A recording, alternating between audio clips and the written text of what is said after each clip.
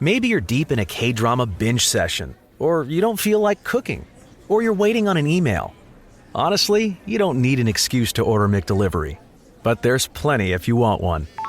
Order McDelivery in the McDonald's app today.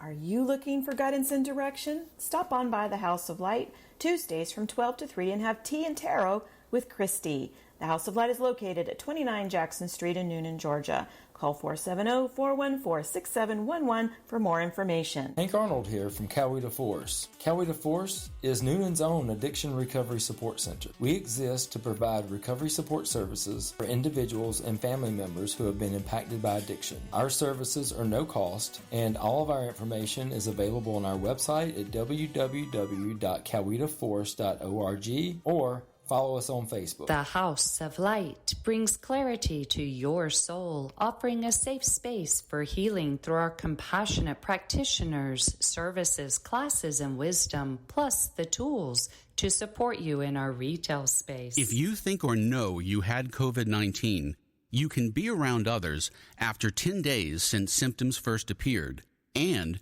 after 24 hours with no fever without fever-reducing medication, and after other symptoms have improved. If you have tested positive for COVID-19 and you had no symptoms, you can be around others 10 days after you got tested for COVID-19.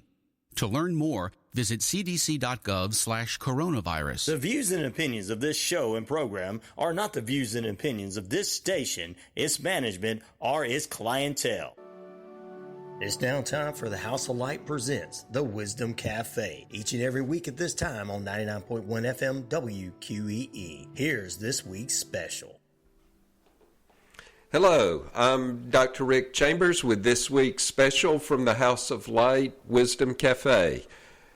And today we have as a guest Christine Bartholomew, and we're going to be talking about things from House of Light. Hi, good morning. Thanks for having me. The House of Light. I'm so glad Donna's created this space. Yes. So maybe we could start. How did you come to be interested in House of Light, or even know about it, and especially in this type of services and practitioners that are offered through this? Well, as old bees, remember the Books of Light. Yes.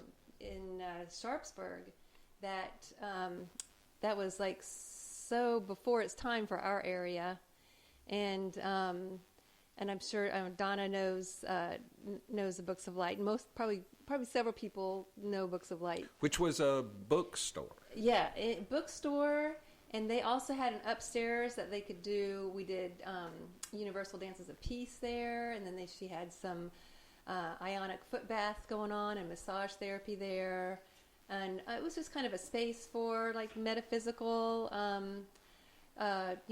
activities and interaction and spiritual healing, and it was a cool space, and that's been gone now for a little while. Well, it's hard to believe that was 20 years ago. 20 years ago. Oh my gosh.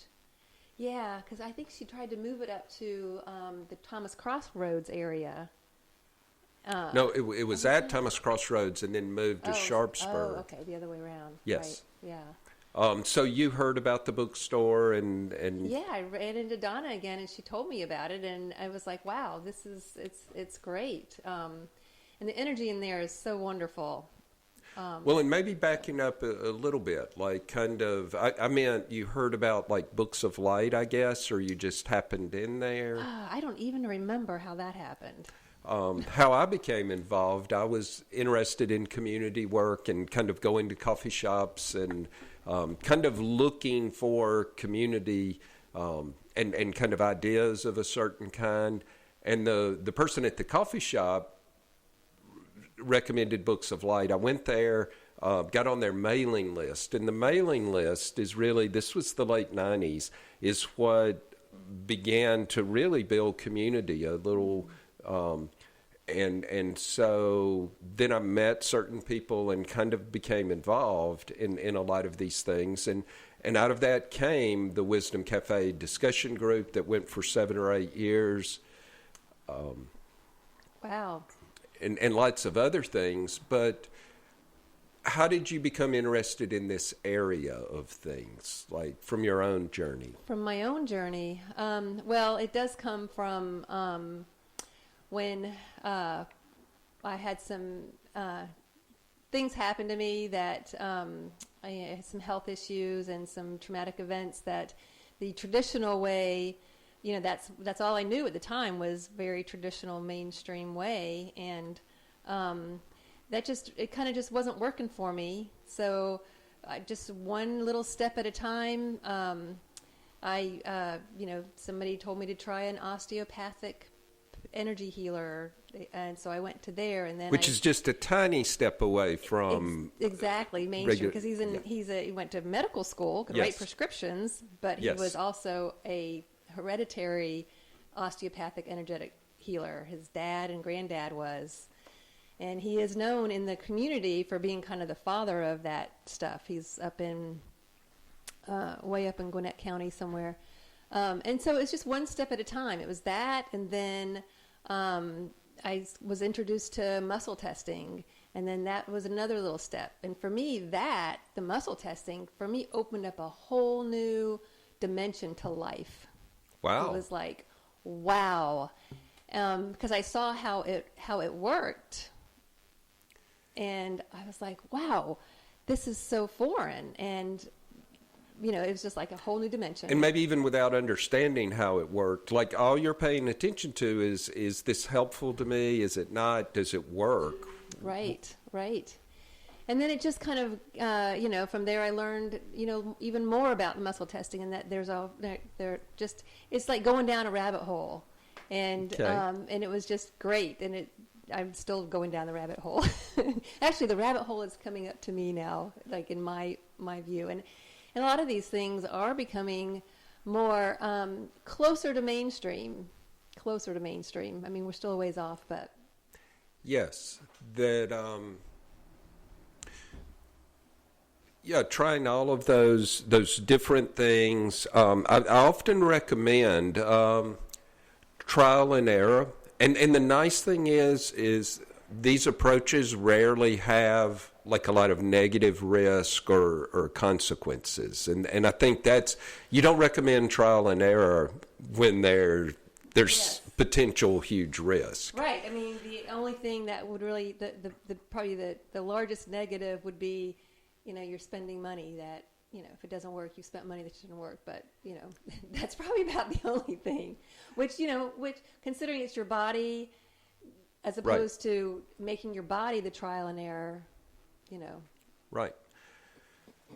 But it's something that I've found from working with a lot of people interested in these kind of topics is there's really no other way than trial and error. And then if something seems to be on the right track or working with you, then you can go deeper in it, which is why my passion has always been, in terms of community, to expose everybody to kind of everything, and so that they can begin this trial and error. Because the other thing is, strangely, one person will try something, and this is why it's hard to put it within the realm of science, or why it's a challenge within the field.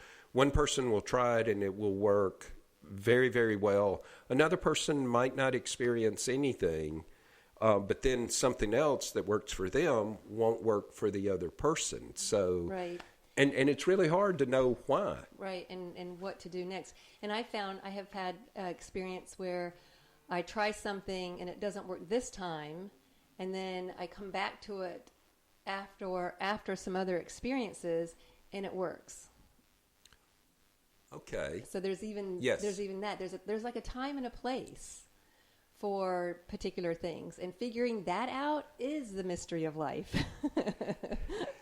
At least in that way, yeah. So it's not simple answers, and it's not straightforward. No. And I feel like muscle testing, it's like an educated guess. It's like, okay, this is what's going on now, and if you can get a good muscle tester, and I mean, it's truly an art, but it's like, it kind of gives you a direction. It's not without fault or flaw, and it's not totally perfect, but at least I feel like it's an educated guess to start.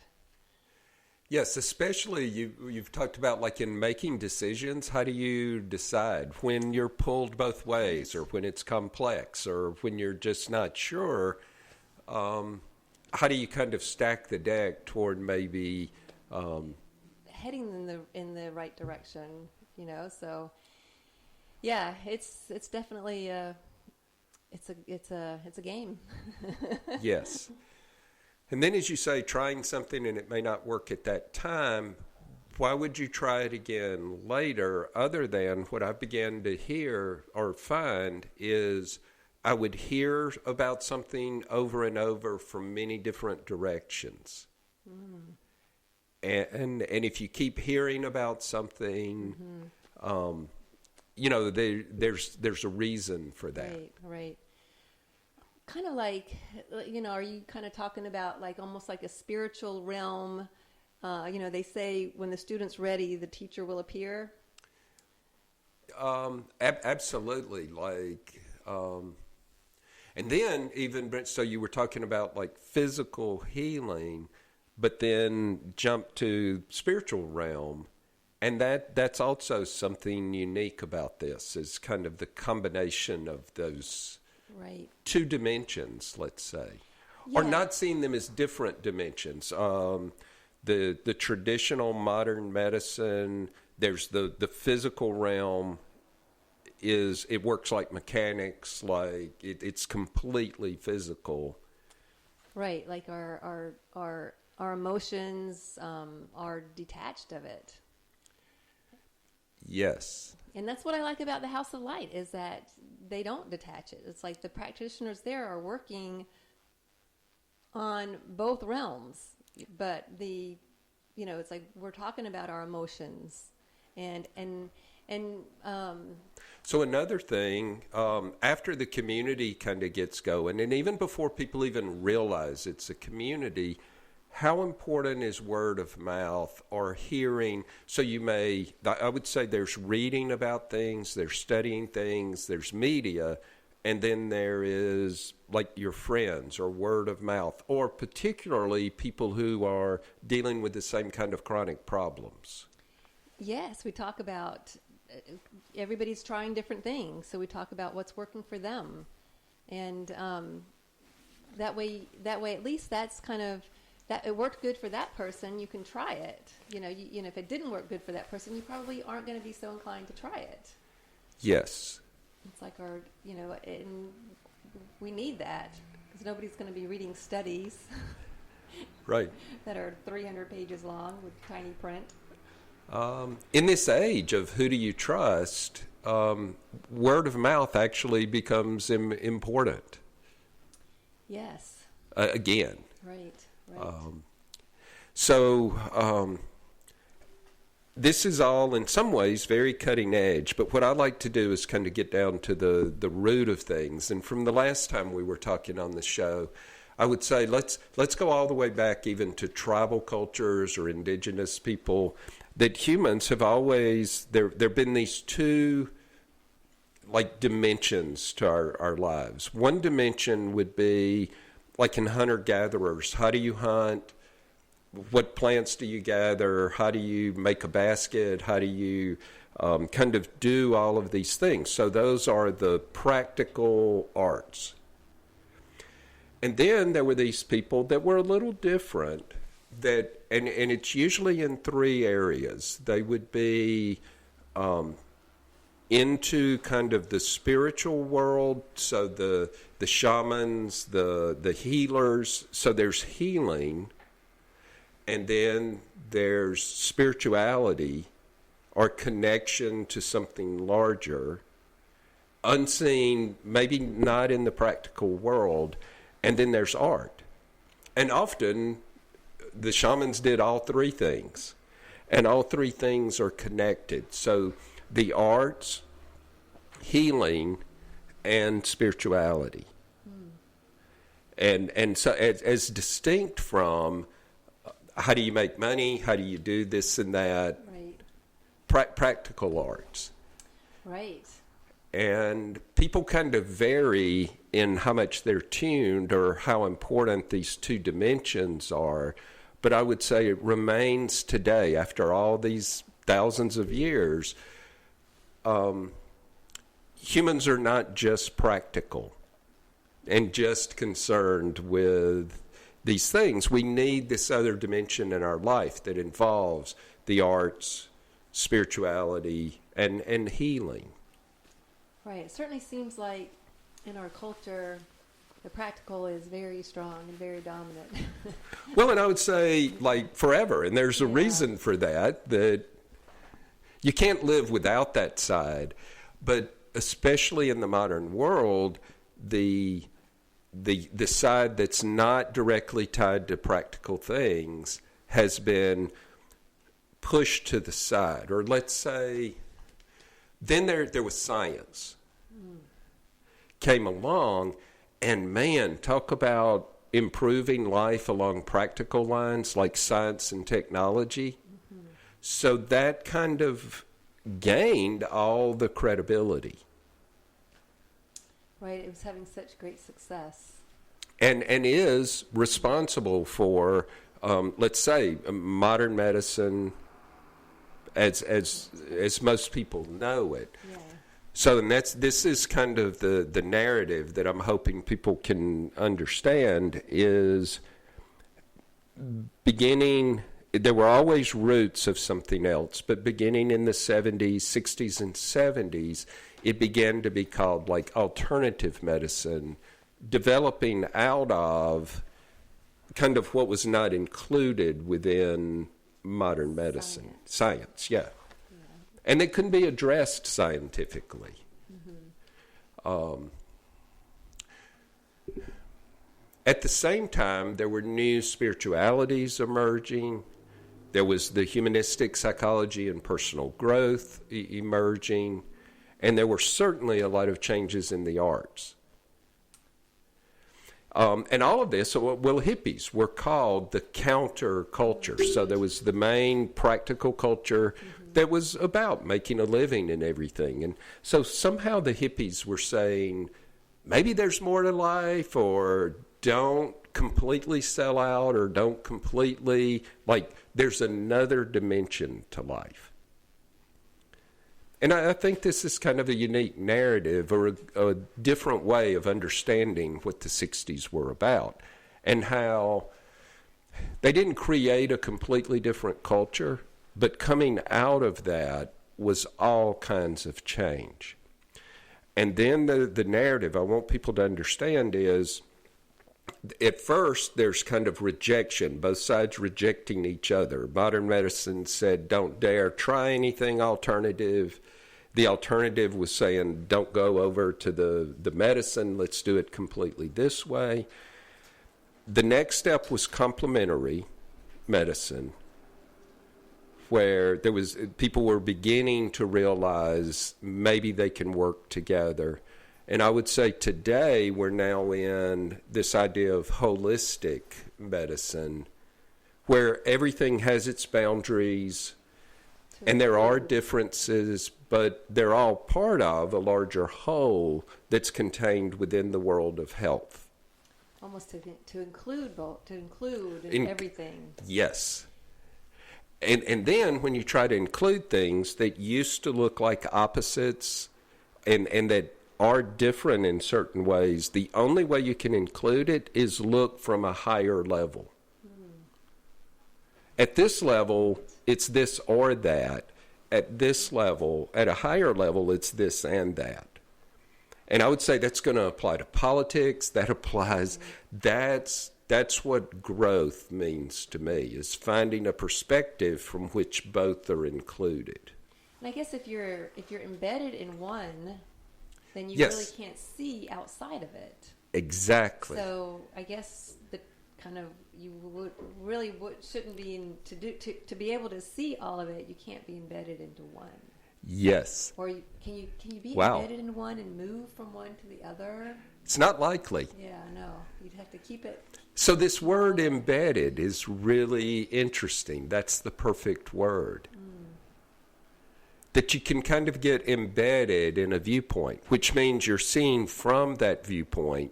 So you see other viewpoints, but it's from this perspective. And generally, people don't choose to like kind of who would leave where they're secure and comfortable. It's usually people are kicking and screaming. There's something they can't integrate within. And so I said in the previous show, it's usually often a chronic health problem. Right. So you don't want to come out of whatever you're embedded in because it's comfortable. Yeah, the people don't do that for fun. Right. Like, yeah, a wise man once said, which I quote this often, is, let's see if I can get it right, the growth happens when the pain of staying the same is greater than the pain of changing. absolutely. And that was, I got it from you. I don't know if it's your original, Rick, but. That's probably not an original, but it's a truth in a way.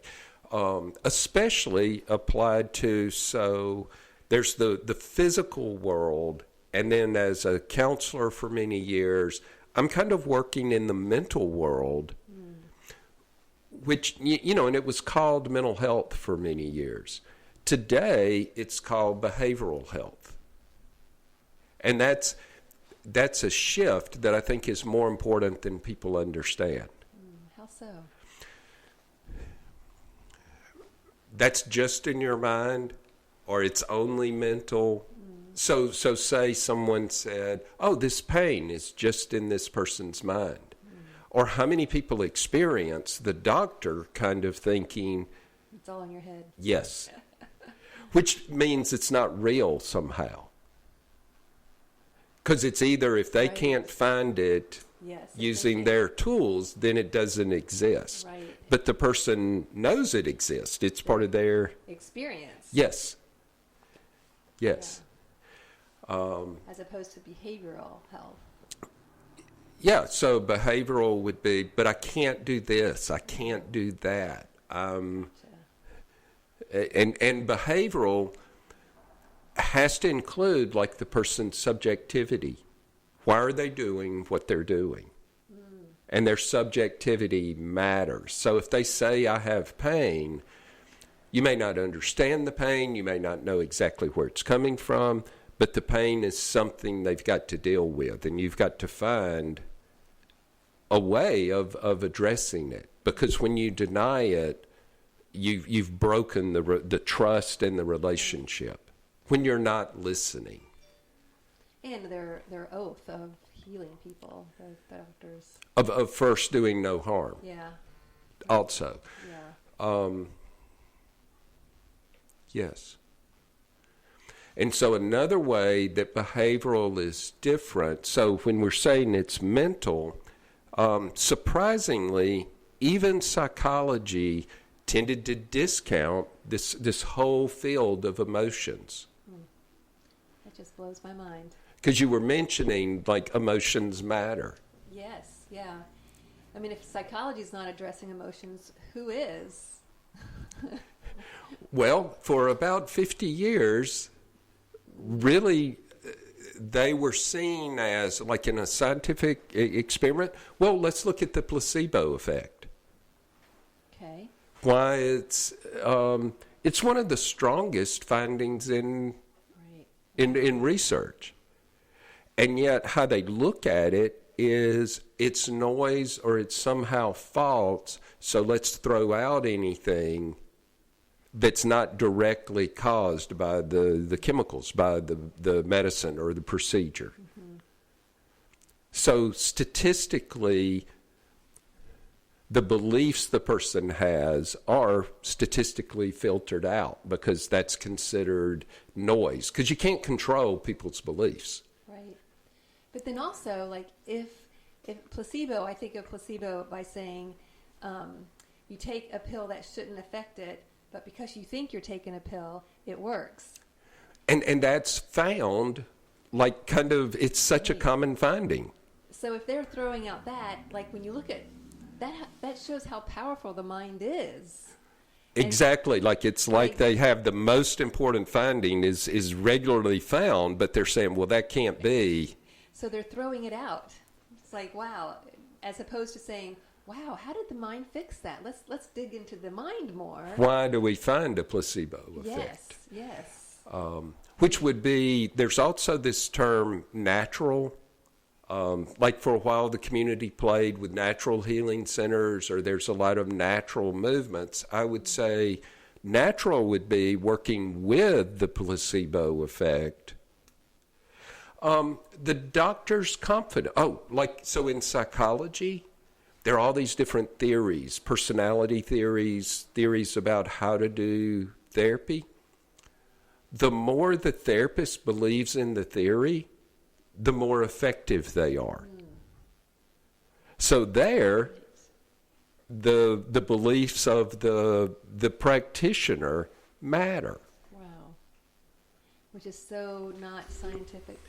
Absolutely. So that's also thrown out. That's why it's called a double blind, because you have to have it where the person doesn't have beliefs and the practitioner.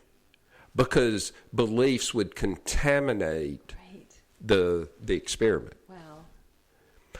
And I wouldn't say that's useless.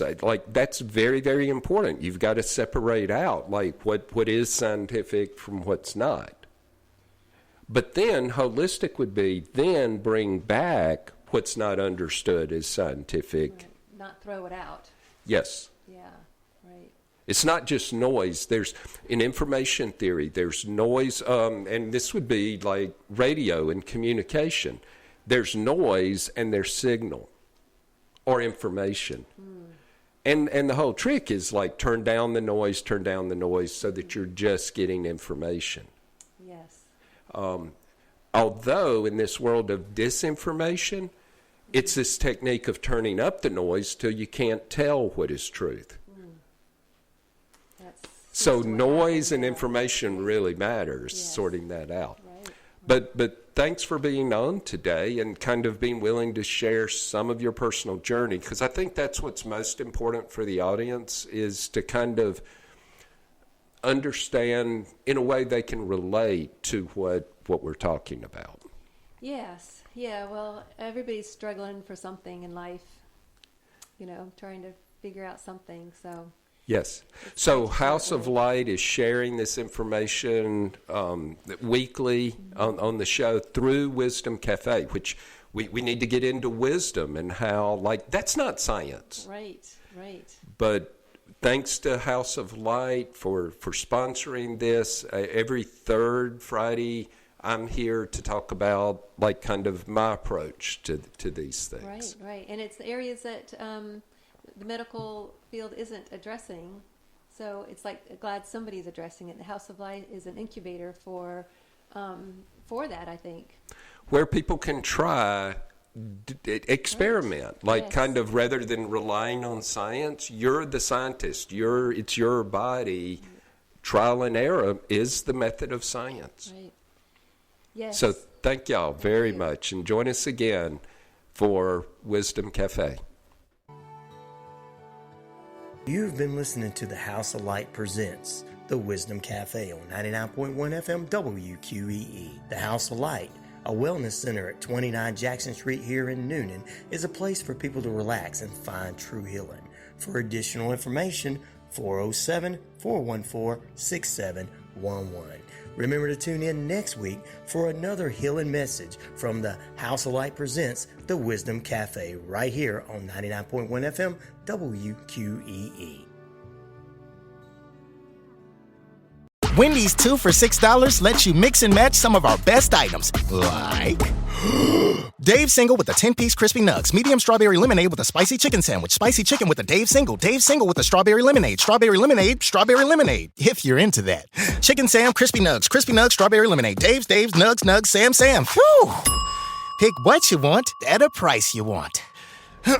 Choose wisely. Choose Wendy's 2 for $6. For a limited time, price and participation may vary at U.S. Wendy's. On the card only. Single item at regular price. If you're looking to move out of your parents' place, you could really cut expenses by bundling your car and renter's insurance with Progressive, which is good because your little brother has gotten really territorial. You're blood related. You'd think it would be fine to share food in the fridge. I mean, who writes their name on every individually wrapped slice of cheese, Tyler? Still, you've got to admire the commitment. So bundle your renter's and car insurance with Progressive and use the savings to help you move out and have all the cheese you want. Progressive Casualty Insurance Company. Coverage provided and serviced by affiliates and third-party insurers.